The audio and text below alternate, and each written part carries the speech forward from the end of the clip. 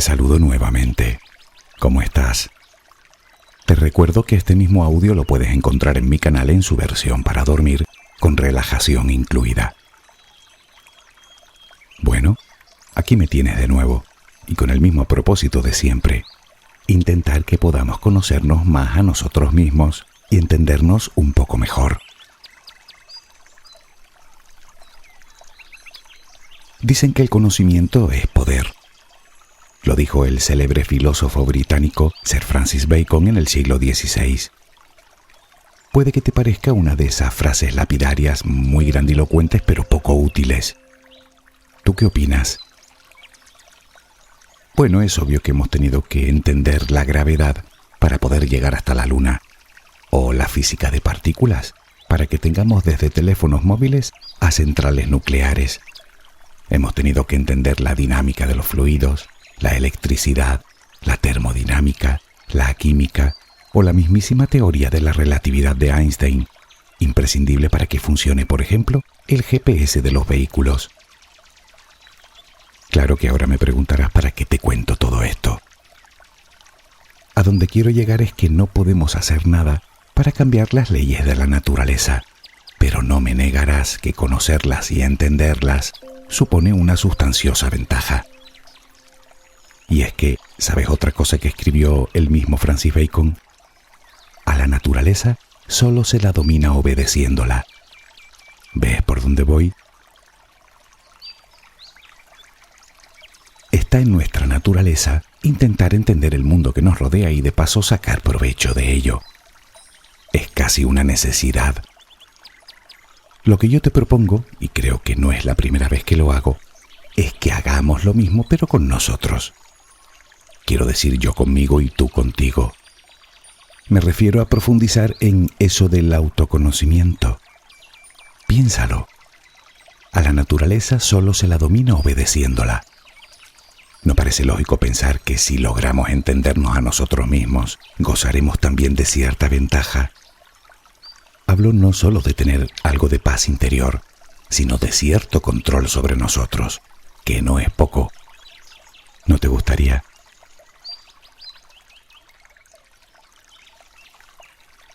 Por cierto, ¿cómo estás? Sí, ya sé que te lo pregunté al principio, pero ahora es literal. ¿Cómo estás?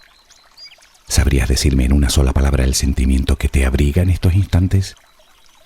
Espero que sea el de felicidad. O puede que me digas que el de la tristeza.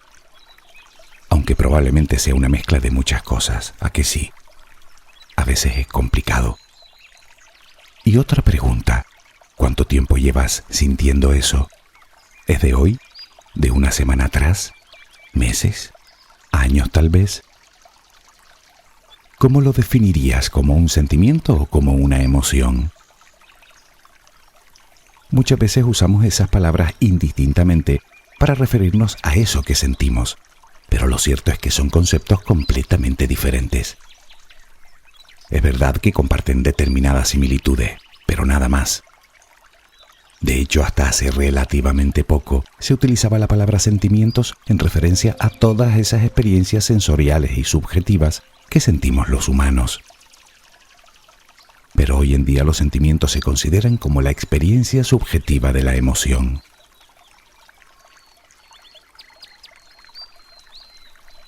¿Te has quedado igual? Verás que es más sencillo de lo que parece. Pongamos un ejemplo. Imagina que esta mañana te encontraste por la calle a alguien que no veías desde hace tiempo. Alguien muy querido para ti. En aquel momento sentiste una mezcla de sorpresa y alegría. Fue algo espontáneo. No era ni mucho menos tu propósito, ni siquiera pusiste de tu parte. Eso es una emoción. Luego veremos cómo funciona. Bien, se despidieron. Iba pasando el día. Y cada vez que te viene a la cabeza el encuentro, se dibuja una sonrisa en tu cara. Un pensamiento ha renovado esa emoción.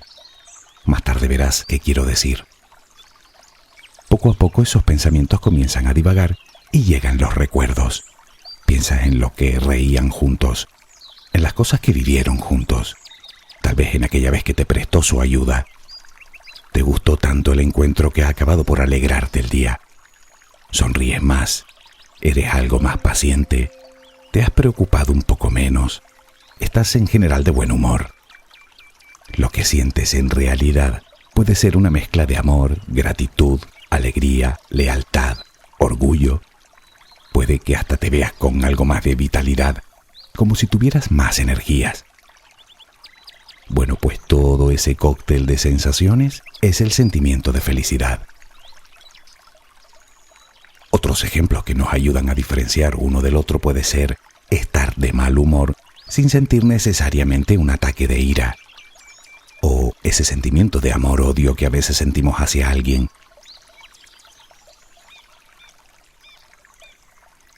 Como ves, primero hay una emoción y a raíz de ella se desencadena el sentimiento. Las emociones pueden llegar a ser procesos muy intensos, pero siempre son muy breves. Procesos, por cierto, idénticos para ti, para mí y para todo el mundo. Otra cosa es la interpretación que le demos, porque de ahí viene el sentimiento, que siendo menos intenso puede durar una eternidad. Y es que el sentimiento viene a ser la respuesta racional que le damos a cada emoción. Una interpretación completamente subjetiva que depende en gran medida de nuestras experiencias y obviamente de factores cognitivos, culturales, fisiológicos.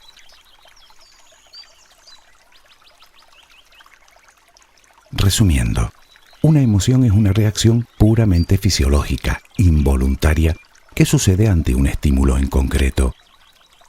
Mientras que un sentimiento es más una evaluación de esa emoción. La emoción es inconsciente, mientras que en el sentimiento siempre existe un proceso consciente de por medio que lleva aparejado gran número de elementos racionales e intelectuales.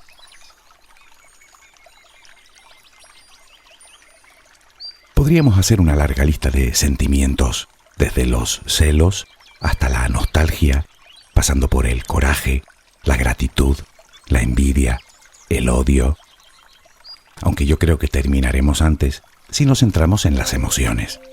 Quiero decir que todo lo que no son emociones son sentimientos, o lo que es lo mismo, una mezcla de emociones, pensamientos, razonamientos, experiencias y todo cuanto queramos agregar a ese caldo. Vale, entonces la pregunta es, ¿cuáles son las emociones básicas? Habrás oído decir que si son 4, o 5, o 6. Bueno, pues las últimas investigaciones han revelado que solo son 4. Las tienen la práctica totalidad de los animales superiores. Están acompañadas de claros indicios físicos comunes a todos los seres humanos, por encima de barreras sociales, culturales o étnicas. Se puede decir de ellas que son universales. Supongo que sabes a cuáles me refiero, ¿verdad? La alegría, la tristeza, el miedo y la ira.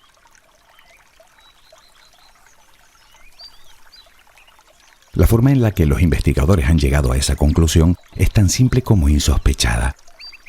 Estudiando la cara del sujeto. Me explico.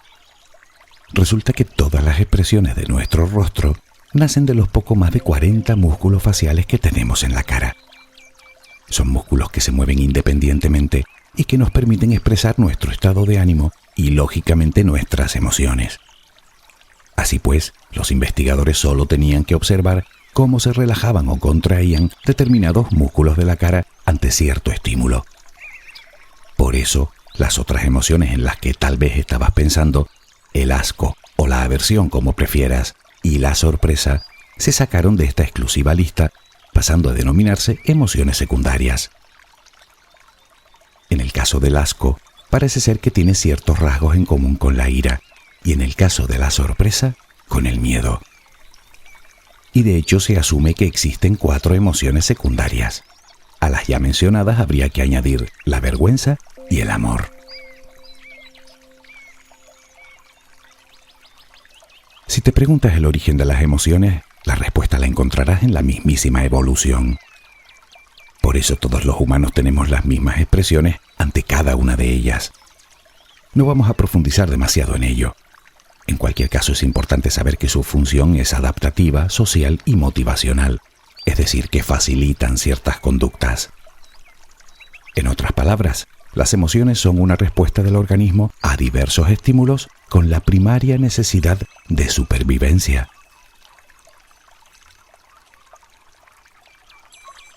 El funcionamiento, insisto, es absolutamente involuntario y además conocerlo creo que nos vendrá muy bien para entender su corta duración.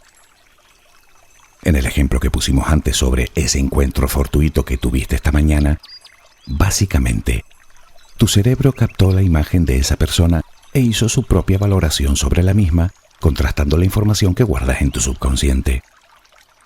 Con base a esa interpretación, en tu cerebro se activó la llamada amígdala cerebral, una pequeña estructura dentro del sistema límbico encargada, entre otras cosas, del procesamiento y memoria de las reacciones emocionales.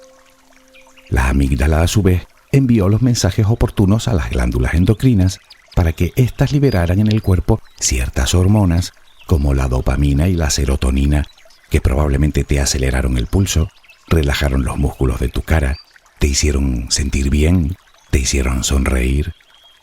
Hasta esa posible molestia con la que te habías levantado seguro que desapareció momentáneamente. Y todo pasó en un instante. Mientras esas hormonas circulen por tu cuerpo, la emoción permanecerá. Por supuesto, cada emoción tiene su propia mezcla de sustancias que nos hace sentir de una manera u otra. Sabemos que un sentimiento puede durar años, tanto como el tiempo que dedique nuestro consciente a pensar en ello. Pero, ¿cuánto dura una emoción? Seguro que sabes la respuesta. 90 segundos. Sí, 1 minuto y medio. Pero, ¿qué la hace tan breve? En el momento en el que aparece la emoción, aparecen los síntomas físicos como los anteriormente descritos y muchos otros como dificultad para respirar o palpitaciones, tensión muscular, sudoración. Lógicamente dependiendo de la emoción y del grado de intensidad. El caso es que nuestro cuerpo tarda en reabsorber todas esas sustancias 1 minuto y medio. 90 segundos después de aparecer la emoción, no queda ni rastro de esos compuestos químicos en el torrente sanguíneo. Y, desapareciendo estos, desaparecen también sus efectos físicos. Ahora estaba yo pensando cuando hablábamos de las lágrimas en otro audio. ¿Recuerdas cómo las lágrimas de tristeza nos ayudaban a eliminar las toxinas?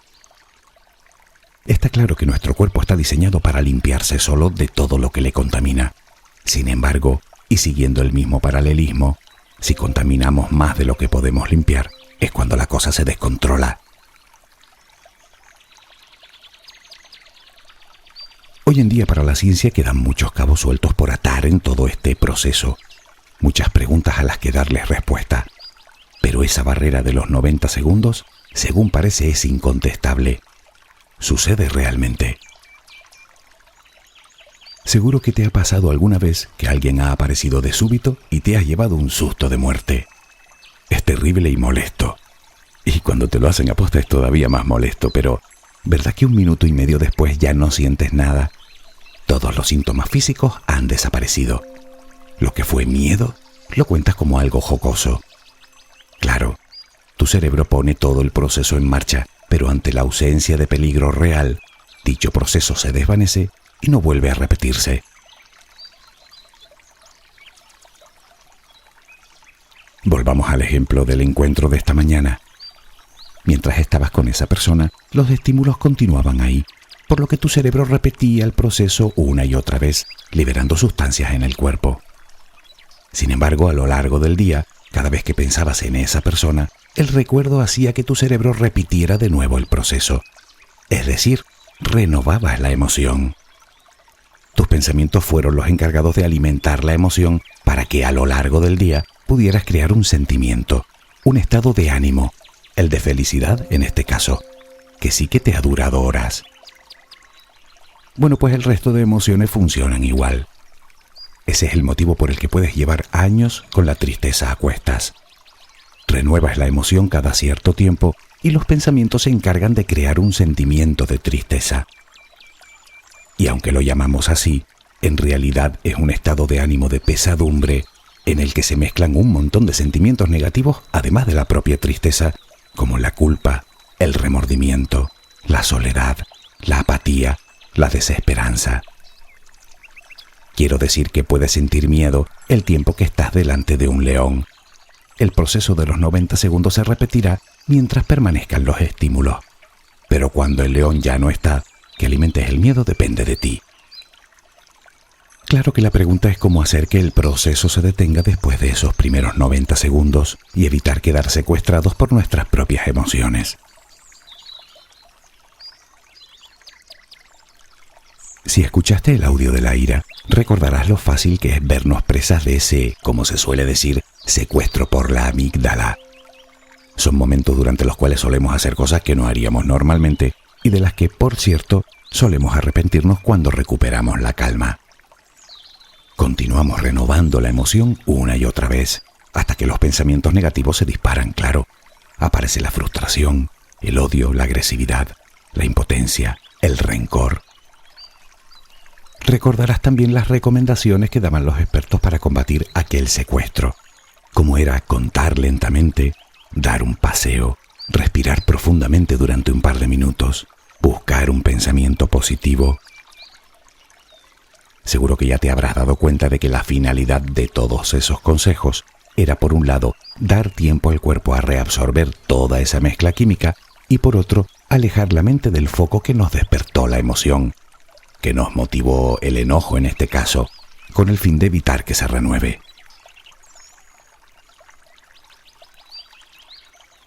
Bueno, pues no hay mucho más, aparte de tus ganas, claro. ¿Y ya está? ¿Es así de fácil? Bueno, sí, así de fácil es. No obstante, lo que yo te pido es algo más complicado, al menos al principio. Sabemos cómo funciona el proceso, así que sabemos también cómo detenerlo. Pero, siendo realistas, las situaciones con alta carga emocional tampoco es que se den todos los días, ni mucho menos. Es más, en esos momentos tal vez ni siquiera seamos capaces de recordar estrategia alguna. Así que el verdadero trabajo reside en llevarlo a cabo todos los días y no solo con las situaciones difíciles, sino con los pensamientos difíciles también. Ni tú ni yo podemos evitar que los pensamientos irrumpan en nuestra cabeza, pero sí podemos detener la rueda cuando uno de ellos en concreto desata en nosotros una emoción negativa. Puede que sea un recuerdo o una interpretación negativa del futuro. En cualquiera de los casos, tu cerebro inmediatamente se pone en marcha y empieza a hacer de las suyas. Ten en cuenta que desde ese preciso instante, todo se reduce a una simple cuenta atrás. Y es que de no hacer nada en esos primeros 90 segundos, tienes muchas probabilidades de convertir ese pensamiento en un sentimiento, mucho más duradero y por supuesto mucho más difícil de superar. Así que no te demores en ponerte en funcionamiento.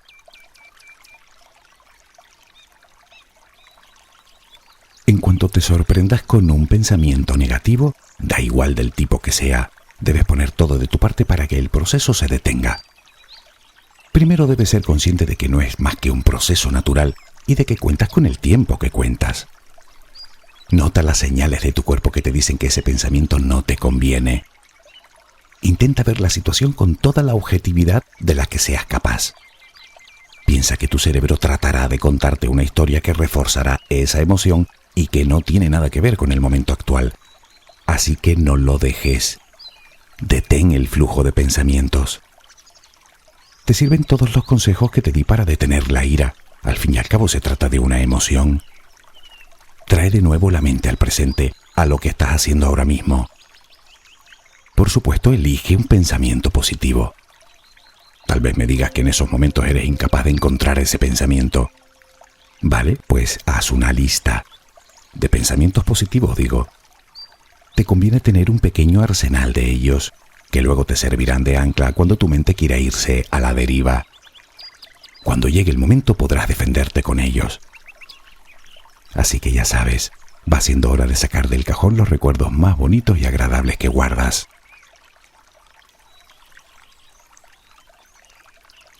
También hemos hablado en otras ocasiones del diálogo interno, pues ahora es más importante que nunca. Procura que sea positivo. Háblate en voz alta si es necesario y contéstate, claro que sí.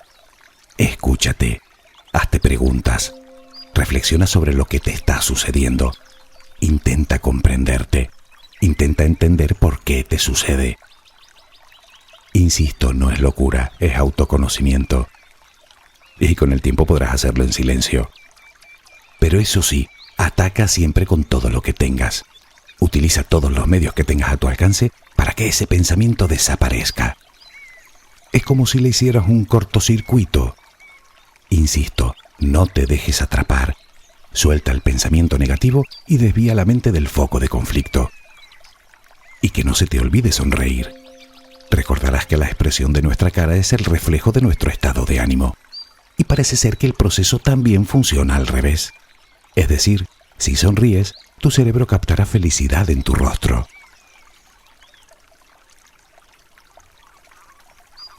Aún así, sé que algunos pensamientos pueden ser devastadores en nuestro estado de ánimo. Y también sé que deshacerse de ellos puede suponer todo un reto. A todo el mundo le pasa. Si no lo consigues a la primera, no te rindas. Como cualquier otro hábito, se trata de un proceso que requiere de cierto entrenamiento. Sigue intentándolo. Y por supuesto, perdónate. Pero eso sí, permanece siempre alerta, porque si tienes por costumbre recurrir a pensamientos negativos durante todo el día, vas a tener mucho trabajo. Al principio te costará, pero no te desanimes. Tenemos una mente prodigiosa capaz de adaptarse en poco tiempo. Tú no dejes de sonreír. Es bien sencillo. Puede que no tengamos el control sobre nuestras emociones, pero sí que lo tenemos sobre el sentimiento que viene detrás. El pensamiento, lo mismo que tiene el poder de alimentar una emoción, tiene también el poder de apagarla, o por lo menos de hacer que no se repita si la gestionamos correctamente. Por lo tanto, acepta que si bien no eres responsable de tus emociones, sí que lo eres de tus sentimientos y de tu estado de ánimo en general. Todo esto me lleva a pensar en el amor. Ya sabes que como emoción no durará eternamente, más bien todo lo contrario. Por lo tanto, y después de saber todo esto, habrás llegado a la conclusión de que efectivamente o alimentas esa emoción o el amor desaparecerá. No queda otra. Si realmente quieres que todo cambie, tendrás que cambiar tú. De hecho, sé que siempre te hablo de las mismas cosas. ¿Cuántas veces te lo habré repetido? Vigila lo que dices y vigila lo que piensas. Claro que me dirás que lo que yo te pido es una tarea descomunal. Sí, lo sé. Yo lo hice y lo sigo haciendo. Y también te digo que el esfuerzo que tuve que realizar durante las primeras 3 semanas ha sido el esfuerzo mejor invertido de mi vida. De hecho, ahora me di cuenta de que este tenía que haber sido el primer audio que debía haber subido. Pero bueno, hace tiempo que dejé de hacer planes a largo plazo y decidí tomarme la vida paso a paso. Además dicen que las cosas llegan cuando tienen que llegar, ¿no? Recuerda, 90 segundos. Que tengas una maravillosa jornada.